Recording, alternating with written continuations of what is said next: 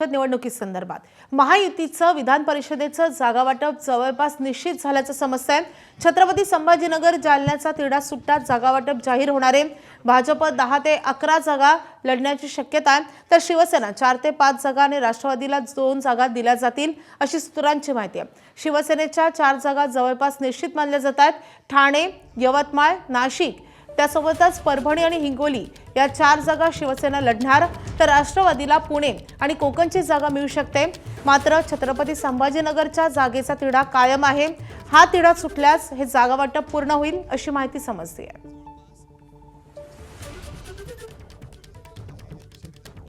आपले प्रतिनिधी वेदांत नेप सध्या आपल्या सोबत आहेत। वेदांत, काही जागांवरून तिढा कायम होता, मग ती पुण्याची जागा असो, कोकणची जागा असो की छत्रपती संभाजीनगरची जागा, आता कोणकोणत्या जागांचा तिढा सुटलेला आहे?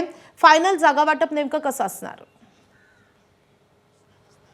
माधवी, स्थानिक स्वराज्य संस्थांचे निकाल बघितले तर यामध्ये 14 ठिकाणी भाजपचं वर्चस्व आहे। मात्र आपल्या सहकारी पक्षांना सुद्धा विधान परिषदेच्या 17 जागांपैकी काही जागा देण्याची तयारी भाजपने दर्शवलेली आहे। कारण ज्या प्रकारे बघितलं तर शिवसेनेच्या काही पारंपरिक जागा आहेत, राष्ट्रवादी काँग्रेसच्या काही पारंपरिक जागा आहेत, जिथे आधी स्टँडिंग आमदार हे विधान परिषदेत त्या पक्षाचे होते आणि त्यानुसार आता चर्चा ही अंतिम टप्प्यात आहे। एक जागा छत्रपती संभाजीनगर जालना विधान परिषदेची जागा, त्यावर आज उद्यामध्ये निर्णय होईल। यामध्ये 2 पक्ष भाजप आणि शिवसेना हे दोन्ही पक्ष आग्रही आहेत। खरं तर शिवसेना पारंपरिक आपली जागा आहे म्हणून आग्रही आहे, तर ज्या प्रकारे स्थानिक स्वराज्य संस्थांचे निकाल लागले त्यामध्ये भाजप छत्रपती संभाजीनगर आणि जालना या विधान परिषदेच्या जागेवर आपला दावा ठोकते। कारण तिथे ताकद भाजपची आता वाढलेली आहे आणि त्यामुळे जर संपूर्ण आपण 17 जागा जर बघितल्या तर 17 जागांमध्ये 16 जागांचा तिढा सुटलेला आहे आणि या 16 जागांमध्ये 4 जागा या शिवसेना लढते, ज्यामध्ये